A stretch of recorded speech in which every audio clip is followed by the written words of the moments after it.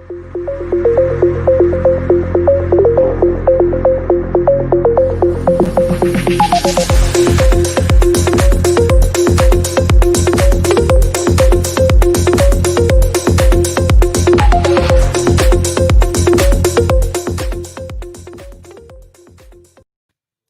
we're back again. It just keeps happening every day. Live at 11, Billy Merritt presents. Today I have a special guest. Every single day I have a special guest. Yesterday was no exception. Tim McCarn came on the show yesterday. That guy was just amazing. It was the longest podcast I've done yet. It was an hour and a half. We normally try to finish up so everybody can jump on the Cardone Zone or one of whichever show Grant's having on the weekday at noon. So today I better jump right in here so we can maybe get this thing done in an hour, because I have the powerful and amazing Ken Walls. Let's bring Ken on. Let's go ahead and get down to business. What's up, my man? What's happening, man? Dude, I feel like I need to sit back, man. You look all relaxed, and I'm all up in the camera. Yeah, this is our makeshift studio. We have, I'm going to tell you what, man, for the last 12 months, we have taken on some big obstacles. You have helped us with some of these obstacles. We've taken on this software development, website. You've helped us build a lot of websites. You and your amazing and powerful wife have made us some really cool websites.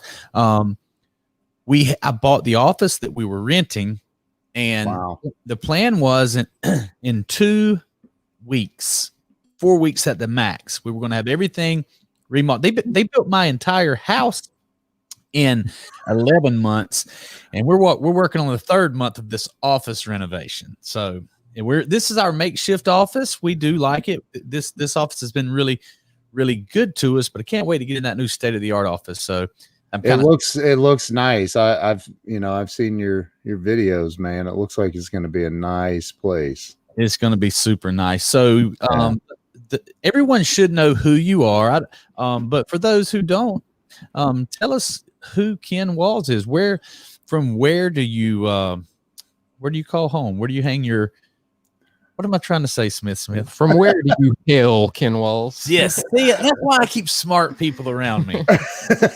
Yeah.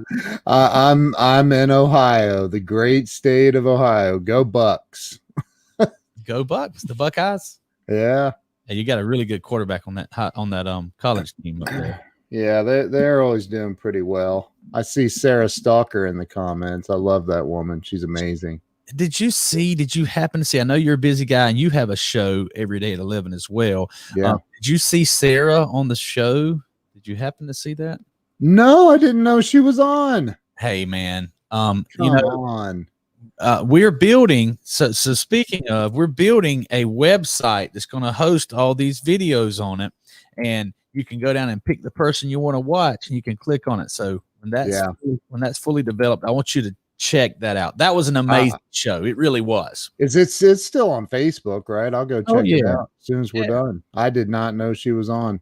Hey, do me a favor and watch it on YouTube. We have a lot of views on Facebook. We don't have that thing on YouTube. So watch it on YouTube. Now, you can go to YouTube now, and I've got a playlist with only all of the full episodes. So that's probably the easiest way to find it. Mm-hmm. Yeah.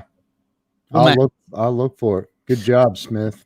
So tell us about your show. What do you do every day at 11? I have a show called Breakthrough Walls. You've been on it. Mm-hmm. And I created it about 2.5 years ago. I've interviewed more than 300 celebrities and successful entrepreneurs. And I used to have a show on Grant Cardone's network, and I had it for about 3 months, and it got to be too much with some employee stuff I had going on. And so I had to stop that. But I about 2.5 years ago, I said, man, I got to do a show. I gotta flow more power out to the world, and I gotta get more attention. And so I created the show, man, and it's been unbelievable. It's been a game changer. So I was scrolling through there the other day, looking at some of your previous shows, or maybe it was before my show started. And you had Dr. Bernie Siegel on there. Is that I right? just wrote a book with Dr. Bernie Siegel. It comes out on October the 6th. Seriously. So tell Yeah. me. So first of all, for those who don't know, who is Bernie Siegel? Dude, he's a legend. So I didn't know. I honestly I had heard the name, but I didn't know. And so Bernie, I was approached by somebody else to be a co-author in this book that Bernie's in, and he's written 19 books. He is a physician. He was a pediatric surgeon, and he got into more of the, hey, your mind can heal your body thing, and he's been called a quack by a lot of other doctors, unfortunately, but I think he's proven himself over the years. The guy he's a genius. He's just absolutely incredible. So what's the book about, and how did and what did they want Ken to contribute to this book? Well, it's called Crappy to Happy, and they wanted stories of falling on your face and getting back up and winning in spite of it, which is kind of the theme of my show. Break through walls, right? So I said, yeah, which time, which story do you want, man? There's a lot of them. And so I did a story talking about that. And, you know, I'm very transparent. I'm a recovered alcoholic and with 18 years sober. And so, you know, I talk about that and how I had that moment of clarity where I was like, this ain't working anymore. Yeah. So let's talk about that. Since you're transparent and you don't mind bringing it up, that gives me permission to jump in there. Tell me where you were at 25 years ago and what was going on. Oh, dude. 25 years ago. 25 years ago, there's Robert Brooker. Yeah, he's a 10X. He's a 10X commenter.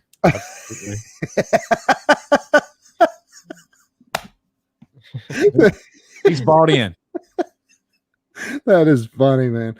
So 25 years ago, I was I don't know, I was probably living in West Virginia, and I lived down there for about 5 years. And I was DirecTV's largest dealer in the United States.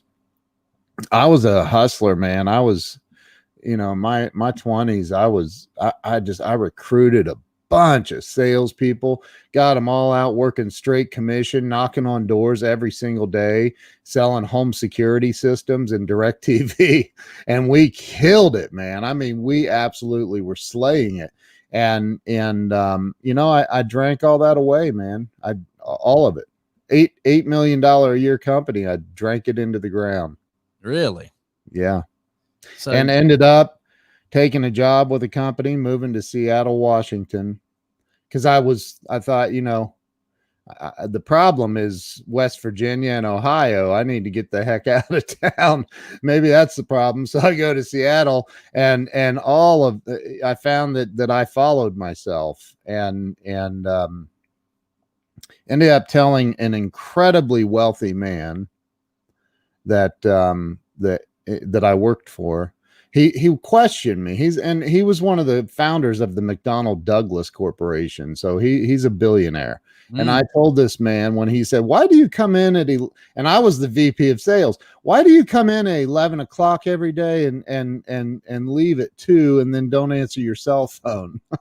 I was like, how dare you question me? And I said, you don't know your ass from a hole in the ground. And so I walked out before he could say you're fired. So I ended up homeless in Seattle, sleeping in my car. Yeah. Wow. Yeah, man. How long did you have to sleep in your car? It was a couple weeks. It was a couple weeks. Yeah. And it was off and on. I would find random places to stay. We won't go into those details, but you know, dude, I look back on the insanity that I created with all that, man. And I just think, good Lord, man, how did I not die? Mm-hmm. Yeah. And you know what? It's amazing that you didn't. You know what I mean? It's so, when you look at which I don't know all the details, but if it was bad enough that you had to say absolutely no mas, Yeah. if it was affecting, let's talk about what you got right first. Okay. So you were, the largest direct TV dealer. Is that right? Yeah. Okay. Yeah. So how did that start? Did they call you? Did you see it as an opportunity? How did you get started with direct TV? I worked with a company here in Columbus. It's a long story. I was watching this farmer that sold satellite systems, the big 10-foot spaceship looking things. I watched him at my brother-in-law's house install a dish, and I was talking to him, and I had just moved back from Atlanta. I was living in Atlanta and moved back to Ohio, and I'm watching him do all this programming, and because I was staying at my brother-in-law's house because I lost everything in Atlanta. That's one of those other stories, but it's a short story. But and so I was watching this guy, and I said, "Dude, what is this thing?" And he's like, "Oh, you pick up 22 satellites and all this." And I'm like, "That's insane, man. How many of these do you install a month?" He goes, "Oh, about 1 or 2." And I said, "Why only 1 or 2?" And he's like, "Well, I just don't get out there and sell it. People just call me." And I said, "I could sell the crap out of this." And he said, well, let's talk. And so I started working for this farmer. He had an old office in his barn, and there were sheep on the backside the barn was filled with sheep on the backside of my office. And that's where it started, man. I'm banging the phone, calling people, going out, knocking on doors residentially, man, out in the country, and selling these big $4,000, $5,000, $6,000 satellite dishes. And eventually, we got to 50 a month with the big dishes when I was working for him. So I was making crazy money, and I was only 22, I think. And eventually I'm like, I got to do this on my own. And it's a long story, but I ended up in West Virginia and met somebody and ended up down there with her, and it was incredible. What I got right was I learned how to sell. So did you have sales experience? You were 22 years old, probably not much. When you said I can sell this, did you already have some sales training? So yeah. I worked for the largest collection agency in the country. It was a company called National Revenue Corporation, and I was a contractor, so I they put me, I paid them $500 to buy their kit to be part of the team. And dude, they had the best sales training I'd ever had. When I was 17, I worked for an Amway distributor and sold water purification systems for a minute. That guy tried to give me some sales training, but it wasn't any good. This other company, man, they gave me some great sales training. I started studying Zig Ziglar and Brian Tracy and all these, and I literally, in 12th grade, they told me, Ken, you didn't get a biology credit in 10th grade. And I said, yeah, that class sucked. I hated it. And they're like, well, you need that to graduate. And I said, come on, man, I'm never going to dissect a frog again. Like what the heck do I need biology for? Who cares how photosynthesis works, right? I don't. And so they were like, well, you have to come back a whole year. And I tried negotiating the whole thing, and they wouldn't do it. So I said, you know what? I'm out of here.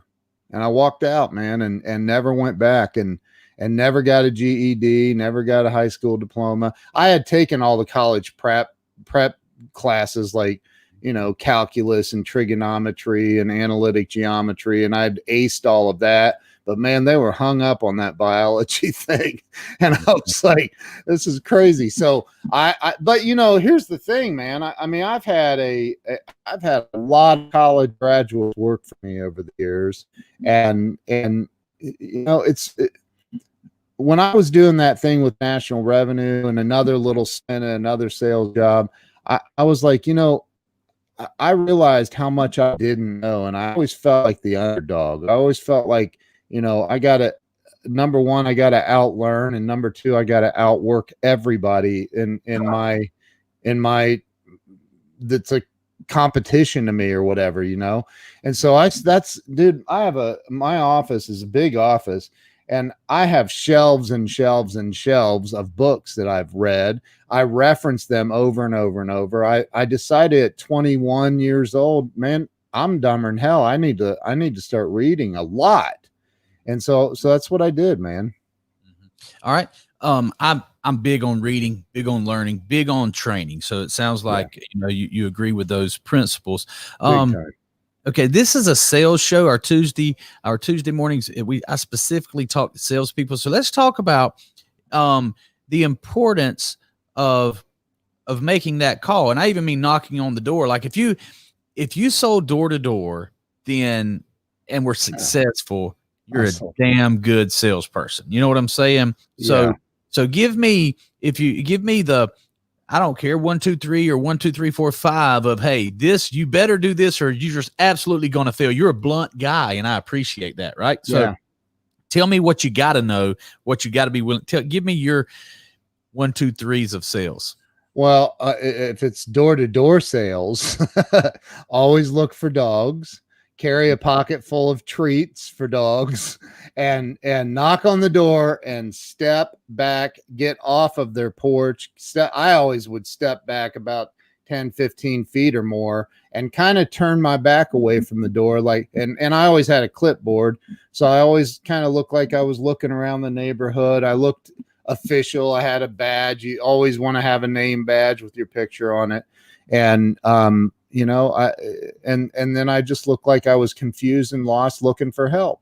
And when they came to the door, I would say, I was wondering if you could help me. And they'd say, sure, what's up? And, well, I'm doing a survey out here, and I've been talking to all of your neighbors about, the options for cable TV in this area.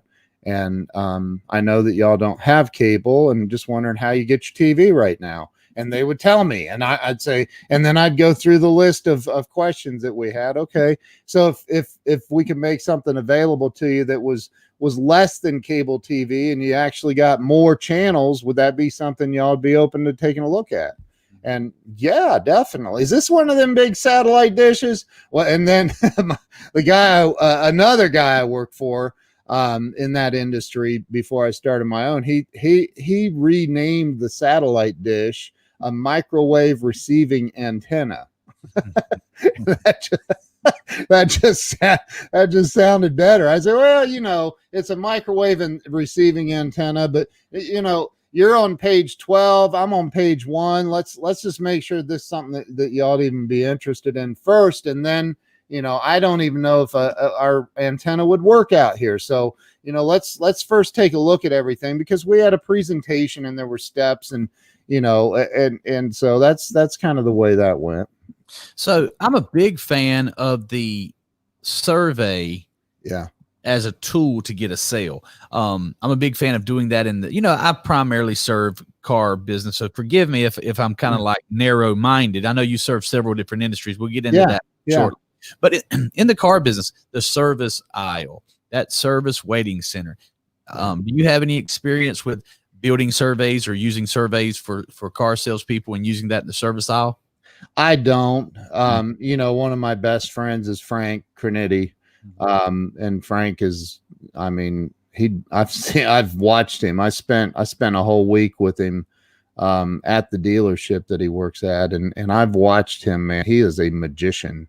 And I've seen him walk up to people in service and, hey, what are you in for? And they'd start to, have you seen and he just is so good at creating that trust and that conversation with people about what, have you seen the new CRVs, or have you seen the new, and so I don't know how the car business works, man. I worked for a Jeep dealer in Marietta, Georgia one day, and I got in trouble for the way that I allowed a customer to test her. I think I told you this story before. Tell me.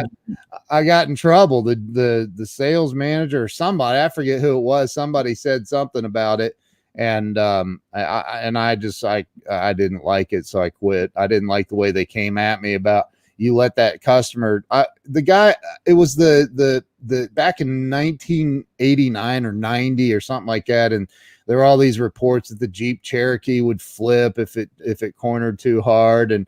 And this guy and his wife said, we saw these, but this is the new body or something. And I said, yeah. And will they flip? And I go, I don't think so, but we can go give it a shot.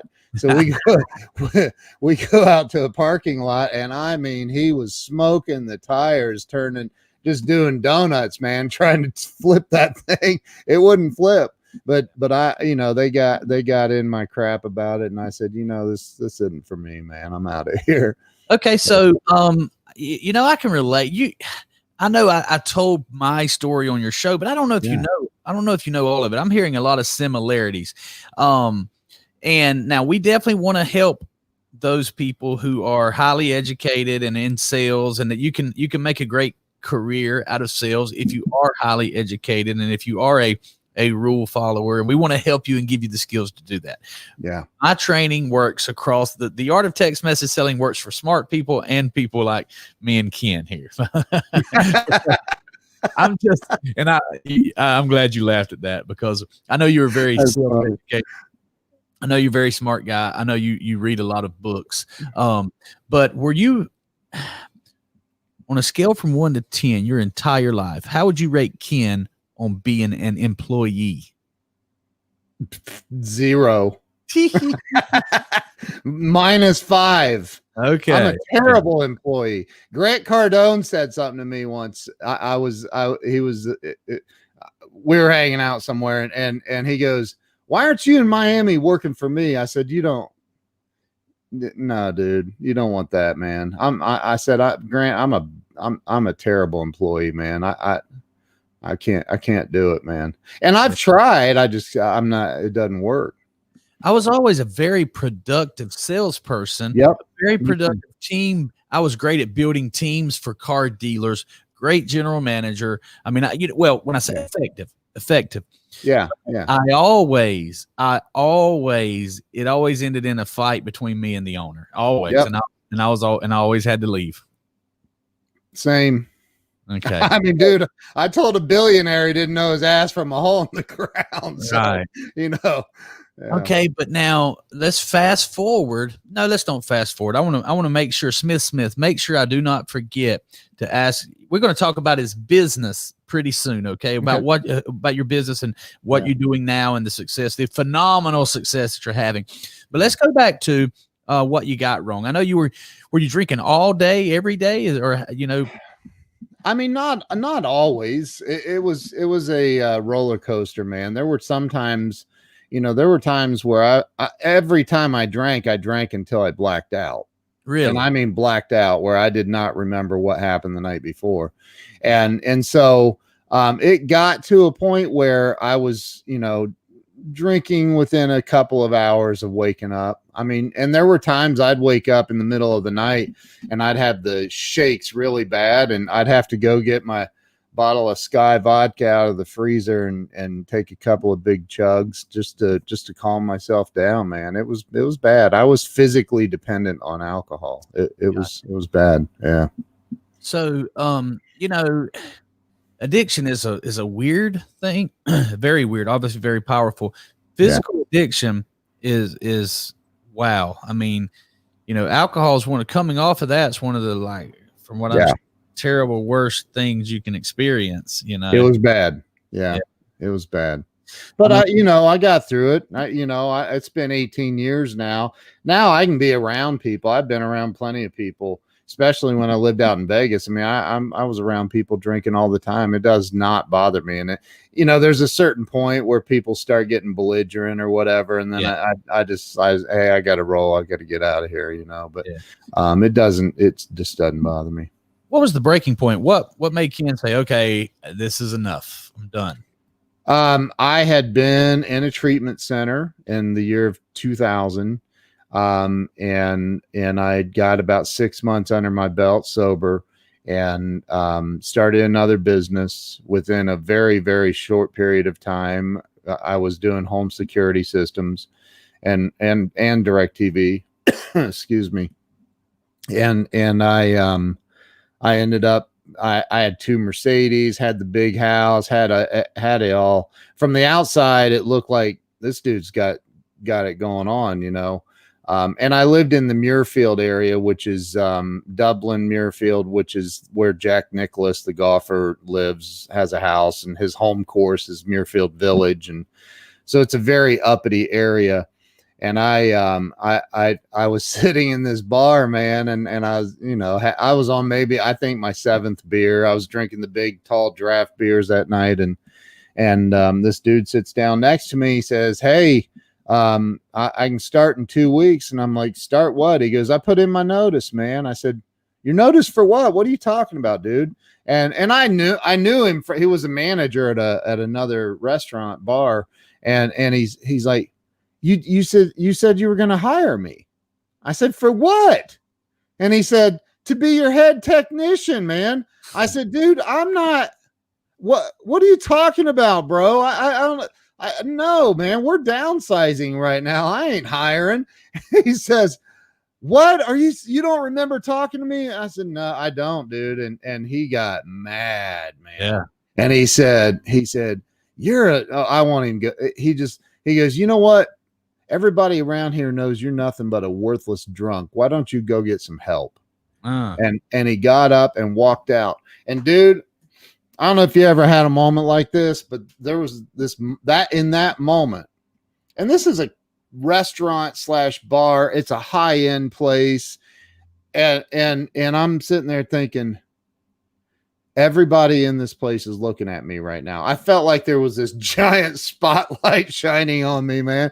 And I was like, I'm looking around, kind of trying not to, but doing, and I felt like a couple of people were looking, and I paid my tab, took 1 sip of that beer. There was still half of it left, paid my tab, and I walked out. And the next day I went to a meeting of Alcoholics Anonymous, and by the grace of God, I've not had a drink since then, man. But it was a moment of just absolute. It was embarrassing. I think, you know, people talk about the ego as a bad thing. Not for me in that moment. It wasn't, because I think it was my ego that was bruised, man, bad.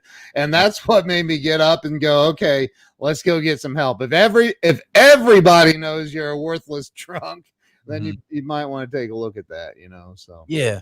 So I have some theories and some thoughts about, you know, what makes people finally make a decision that they stick with. And this is it. You can shoot holes in it or let me know what you think. But, you know, I'm a very positive person, and I like being around positive people. I'm not going to allow myself to be around negative people. Yeah. But, you know, in all the reading and stuff that I've done, and, you know, I've read all the books, all the positive self-help things.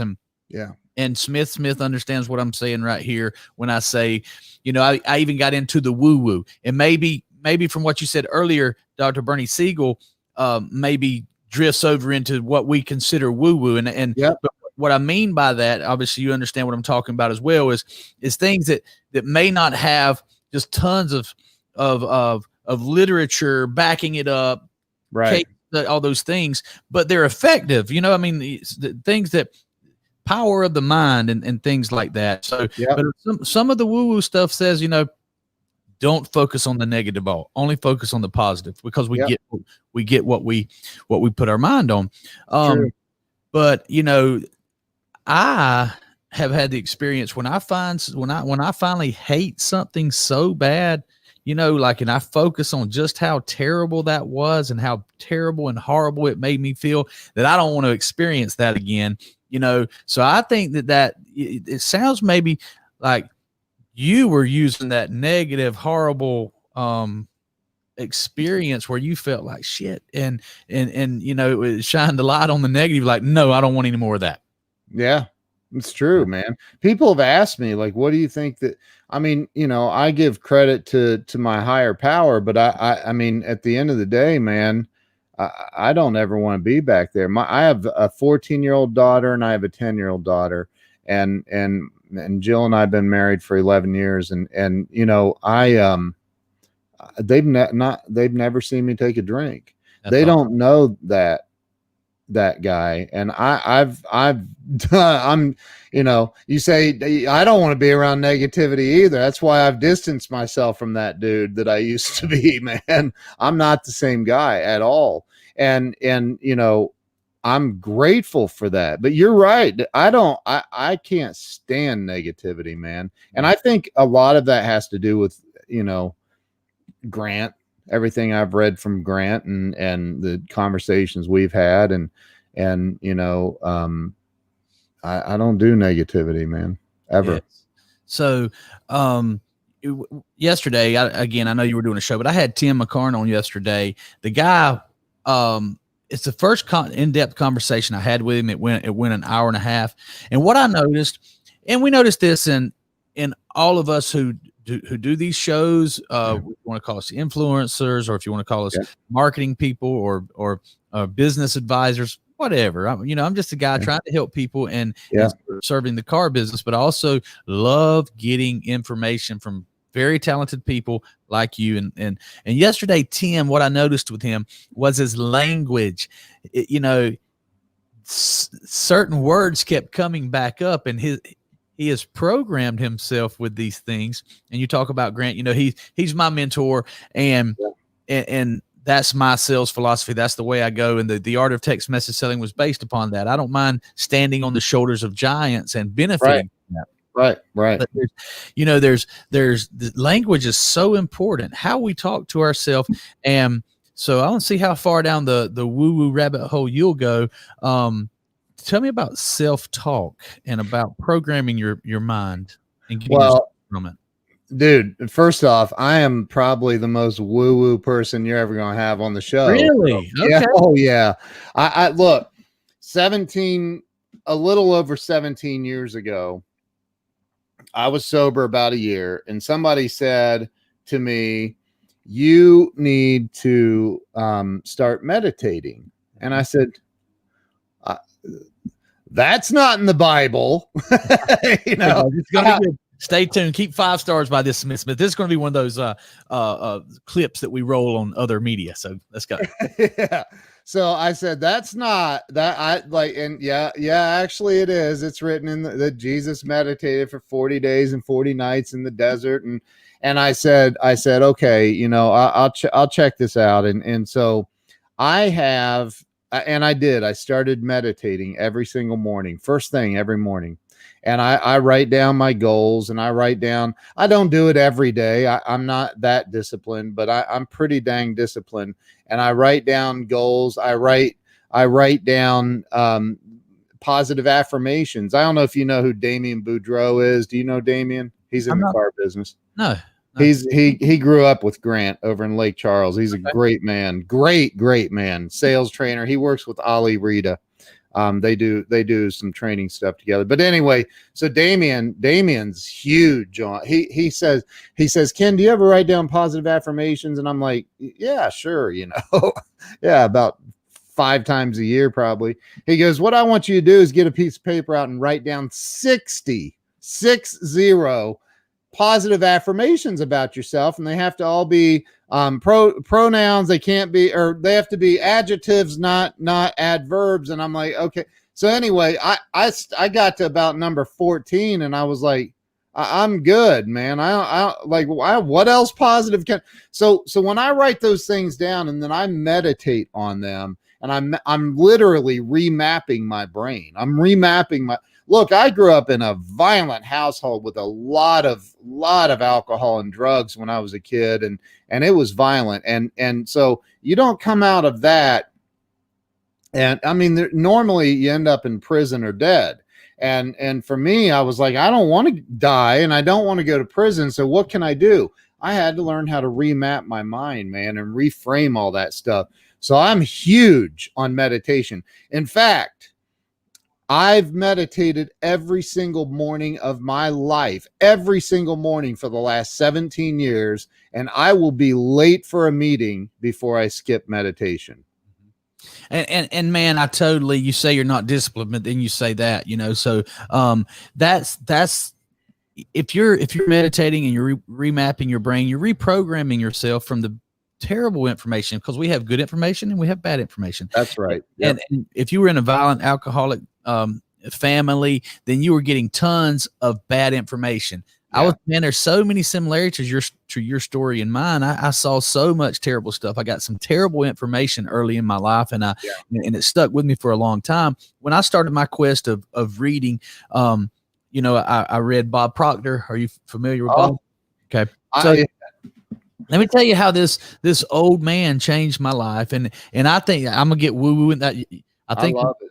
I think I'm more woo-woo than you. So I'm gonna go down this rabbit hole, man. You think you're more woo-woo than me? I'm about to prove it to you. So let's go, man. I love it. This clip is the one that's going to get the most views. This is going to get the most ridicule for Billy, but I don't care, because I got a man in front of me right now and that thinks like I think. And I'll even go down the where one or two are gathered together, the Spirit will be in the midst of you. Amen. So I'm walking in the Spirit right now. Let me tell you how an old man named Bob Proctor changed my life. And I'm going to say that he was a vessel, that the capital U, the universe, changed my life when I came across a video of him talking about repetition and talking about positive affirmations and talking about this is how you change your life. You need to tell yourself, I don't know 60. I've never written down 60 positive affirmations, but I've written down one thousands of times. And I've gone on trips. I'm talking about like 2, 3, 4 hour trips where half of the trip I made myself hoarse because I was repeating to myself. I am so happy and grateful that money comes to me in increasing quantities through multiple sources on a continuous basis. I am so happy and grateful that money comes to me in increasing quantities through multiple sources on a continuous basis. So when you do that 20,000, and 30,000 times, your subconscious mind does not know the difference between the fact and a lie. And it is going to give you your putting that information out into the universe, onto fertile ground, and it is going to produce what you put out there. And that specific meditation affirmation that I've done thousands and thousands of times came true in my life. Dude, so I do the same thing, man. I do the same exact thing. I'm telling you, man, that is freaking awesome. I love that, because I literally preach this, man. I preach this. I coach people. And one of the things I try to get people to focus on is that, man, you've got to get a mantra. You have to have, and I'll do that in meditation. As I'm starting my meditation, I'll do that mantra out loud. I'll do that. Dude, that is the number one most powerful thing anybody can do. Because what happens is this: if you've got all these negative synapses firing in your brain, right? You're looking, let's use the car business, for example. Frank Crinitti, I talked to Frank and I'm like, dude, there's freaking 17 other salespeople here and they're holding the door for your customers most of the time. And they literally are. Hey, I'm here to see Frank. I'm here to see Frank. I'm like, why are you so much different? He goes, man, I don't stand around at the water cooler. I don't talk about sports. I don't talk about what I heard on the news.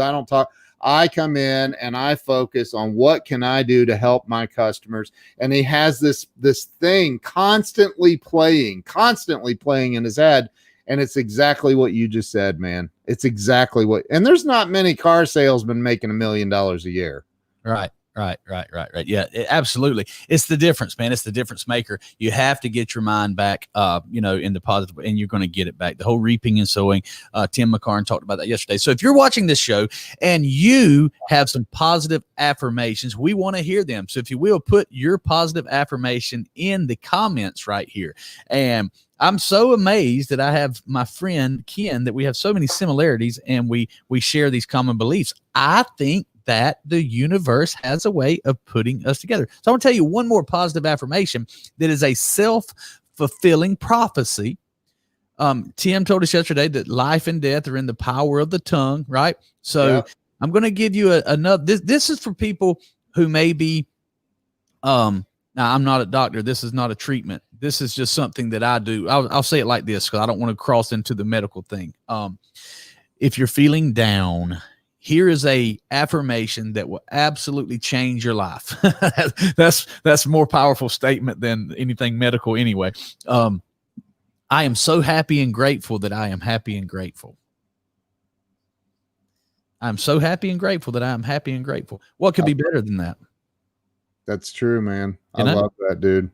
You know, when you're happy and grateful, your life's going to be better. You know, then all the other things are going to take care of themselves. I started these meditations several years ago. When they started coming to fruition, it shocked me at how big and amazing the blessings were.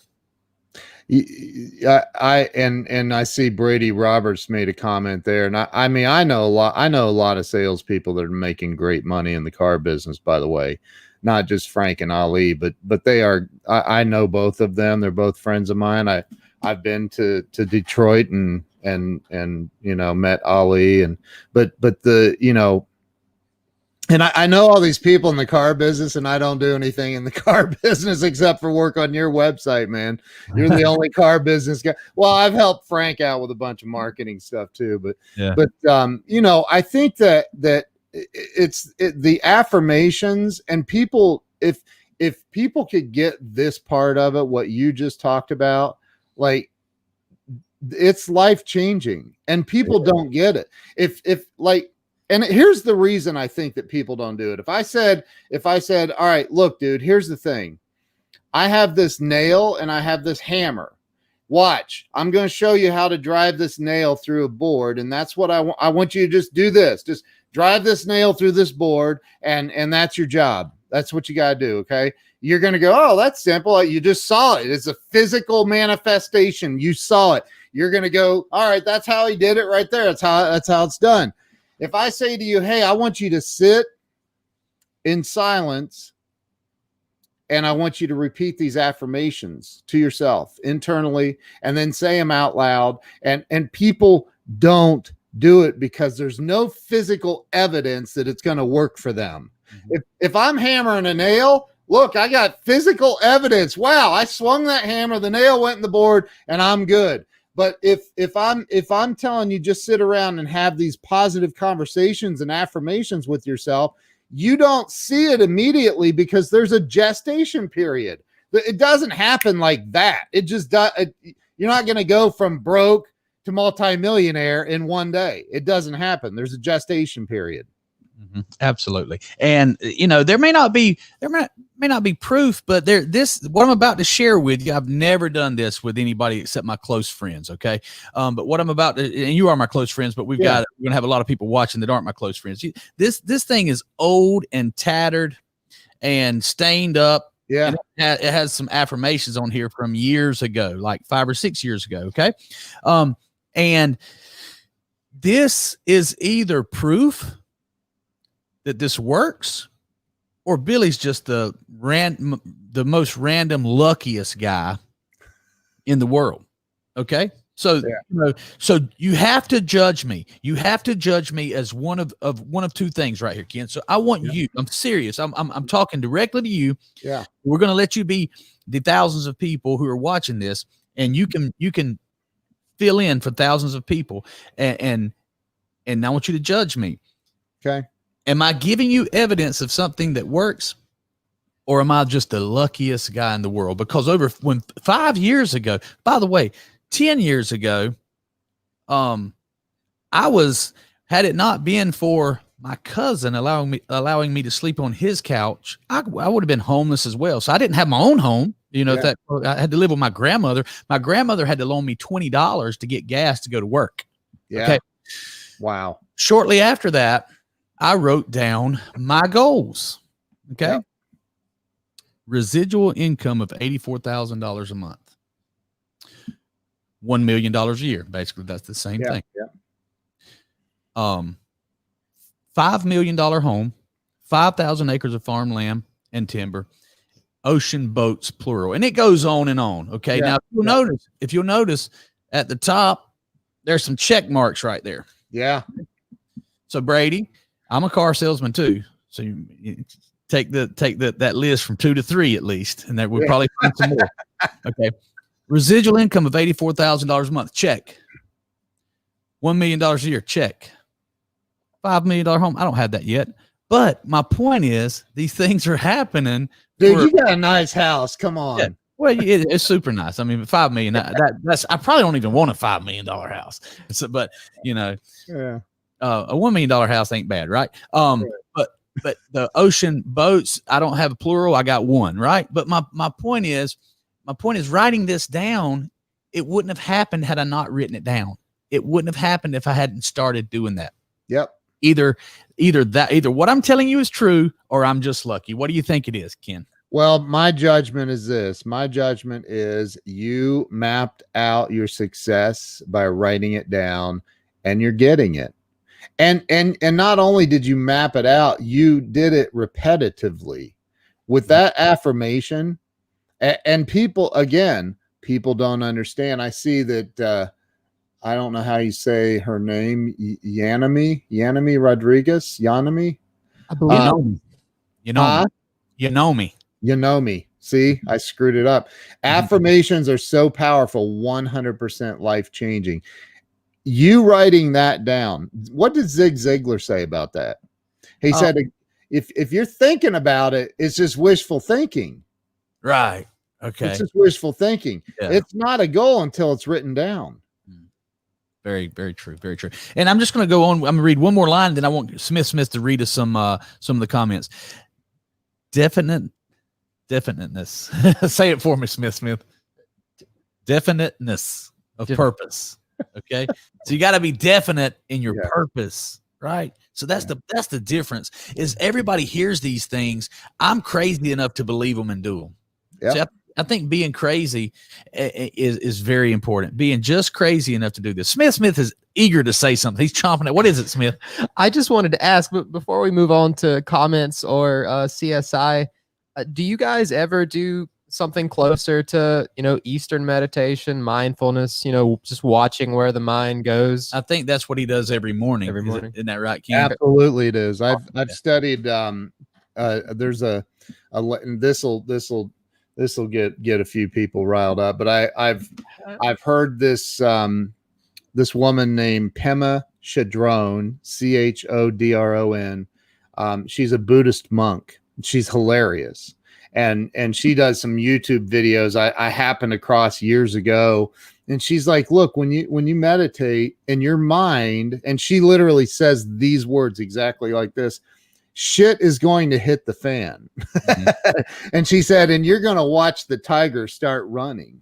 And the tiger meaning your mind, your thoughts. They're going to run like crazy when you're meditating. And I'm like, that's true. That's true. Because I wrote in my book that I used to wake up every morning to the judge, jury, and executioners. Like they were all waiting to kill me. They didn't want me to get out of bed because I had this negative mindset, this thing that what you talked about, Billy, the programming, the bad data and information that was put into me. I was still trying to function as an adult with that bad information, and you got to reprogram it. So anyway, yes, I do that. Sorry, I do, Smith. Yeah, Smith, to answer your question, I hope other people have questions like this too. And listen, guys, let me go ahead and put this disclaimer out there. I'm not giving anybody any. I'm not speaking from a place of authority. I'm a human being giving my opinion, and you can disagree. You can judge me even. I'm just telling you from personal experience that these things are true, and they're true according to Billy. Take that for what it's worth, according to Billy. But when I started studying, Smith, I was about 33 years old, and I had some terrible information. I had spent my teenage years being rebellious, and then I 10x that in my 20s. So when I got to 33, I woke up one day, and I've been doing a lot of things I wasn't proud of as well. And I had a conversation with myself, and I said, this ain't me. This ain't me. So I was 32 or something like that. And so in order to get my body and mind back in shape, I decided, you know what, I'm going to be an MMA fighter. So I just immediately the next day started training, and I had some experience boxing and things like that, and wrestling with the wrestlers, even though I wasn't on the wrestling team. And we started training jujitsu, started training MMA, and did some cage fights and stuff like that. So that you have to have your mind right and do some positive things to do that. But I started reading. I'd already started reading. It was I had heard someone else say that the top CEO reads a book a week. So I'd already started doing that. And then about 9 years ago, I met Grant and he said the same thing. And I said, you know what? This guy, I'm gonna follow this guy on this. You know, careful who I take my information from. So I started reading, man, and I've read every Eastern meditation book. I've gone deep. And it absolutely makes a difference when you can still your mind. Still, S-T-I-L-L. Yeah. My Southern, I didn't want to say steal. When you can say it for me, Ken. Say it with that Midwestern. Still. Okay. Yeah, Still, like a moonshine still. And I have something to add to that. Go ahead. Come on, no, bring it. Well, I've studied and read every single book that Dr. Wayne Dyer ever put out. And he's the greatest spiritual teacher I've ever known. And he says the magic in music exists in that silence between the notes. Mm-hmm. Or the beauty in music exists. It's that silence between the notes. Well, you know, I wrote a chapter on this in my book it's called Look Inside. That's the name of the chapter in my book. And it's all about going inside and meditating. The gifts, all the answers to everything that we seek, everything that we desire is right there underneath our xiphoid process, right there in the center of the chest. And that's where I believe God lives in each and every one of us. So if you want the answers to everything that's troubling you, you want the answers to whatever it is, they exist in you. Jesus said that. Yeah, absolutely. And you know, I try to limit my talks on politics and religion. I fail at limiting myself. But man, you opened it up. I don't, dude. Let's talk about it. I'm good. Let's roll. I don't get very many chances to have this type of conversation with someone as intelligent as you are in this area. So man, look, I've studied maybe not all of Wayne Dyer stuff, but I know Wayne Dyer. I've studied under Wayne Dyer. Yeah. I studied his early tapes. So I want to tell you a story about Wayne Dyer. And look, man, Wayne Dyer, Deepak Chopra, I went way down the rabbit hole, buddy. I mean, you can't read a book a week. You run out of things to read. Yeah. If you're trying to read something that's enlightening and helpful. Yeah. Okay. Then you're going to have to read them all. Wayne Dyer, what I love about Wayne Dyer is when he was early and he was doing his tapes, I think they were really on cassette tapes back then because he talked about turn this tape over or whatever. He was talking about I won't call it an enlightened person, but I can't remember someone who was living well, someone who was in tune or whatever. Yeah. And I was watching it and I was like, you know what? This guy is talking about the ego and I could see, I won't call them mistakes, right? I can't judge Wayne Dyer in that way. But my point of this is he put it out there for everybody to see, just like Grant has. Grant's put everything out there, even back when his studio looked like mine, you know, with the thing behind it would be falling. He put it out there and he showed the growth. Yep. Wayne Dyer showed the growth in his last book. See, it's going to prove I know that I actually studied this guy is I see clearly now. So, the whole thing is about being on a path. And he talks about, because he had some tragedy later in his life and some things that really shook up. Like, okay, so I think Dr. Wayne Dyer said this, so I'm not judging him, but he said he thought he had everything figured out. He thought he love and relationships and all this figured out, and he lost his love of his life. Like she left him. And so all this here he's been teaching and helping all these people. And then it's like, oh my God, do I even know what I'm talking about? Yeah. But he found that what you said, he found that center and he was able to write his final book before he died. I see clearly now. So anyway. Yeah. A client of mine, this very spiritual, which I don't know that I like that. We're all very spiritual. Just some of us are aware of it and some of us aren't. But this guy that really focuses on being, in touch with the spirit world or his spiritual side has this sign hanging in his office. And it says, you're either living a life of humility or you're headed for one. Mm. Yeah. Yeah. Dude, did that give you chills? Because every time I say it, I get chills. Because, dude, I have been, I don't want to say wealthy, but I've been rich as hell and had all the toys, everything. And then lost it all and became homeless. Right. So like, and I think that's probably the biggest fear everybody has once they start accumulating some wealth and money is like, oh shit, now how do I keep it? You know, how do I not, you know, but like when you have everything that you could ever imagine and you can buy anything you want for the most part. I couldn't buy a jet, but I didn't need to buy a jet. The way I saw it is Delta worked just fine, you know, but, you know, when you can buy anything you want and you can pretty much have anything you want, it's like, well, what's next? What's left? Well, what's left is now you go out and you help the world. And if you're not in the right place mentally, emotionally, and spiritually to actually go out and deliver on that, well, I don't think you're going to keep it. And that's one of the things I see about Grant. I see about Tony Robbins. I see about the greats of the world. They literally are doing things to actually help other people. And you know, you saw Grant was on my live stream the other night. Did you see that? Yeah, I did. Like, it's insane, you know? And so the more that I focus on giving back to the world, and this sounds like a cliche, and you already know this, man. This is for the listeners. The more that I focus on giving, you can't outgive God.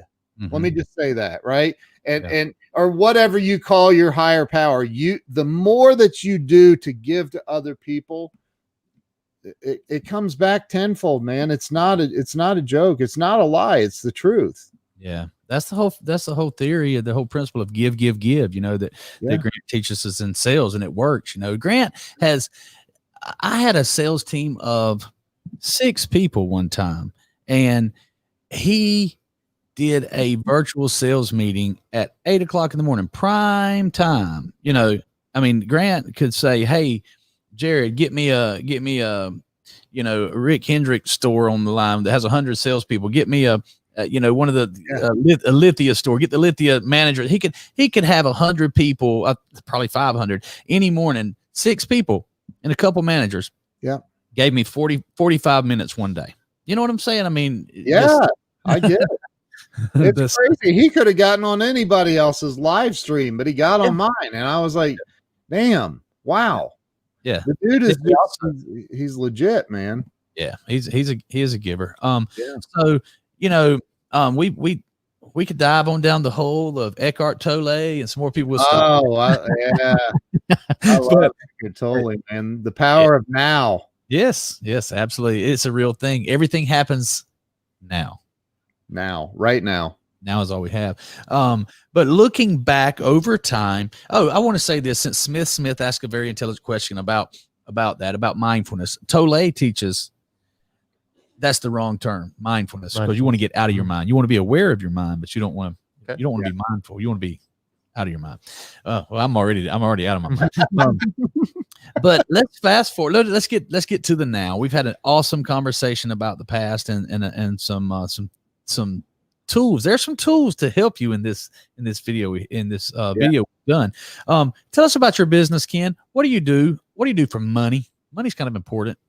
I do a lot of things, Billy. I've built back when I had my DirecTV business in 1994. I had a DirecTV website before DirecTV had a website. So I taught myself. I had a computer when I was 11. I'm 52 now, so I've always messed around with computers. And in 1994, I had heard about these website things that people were putting out, and a buddy of mine owned an ISP, an internet service provider company in West Virginia.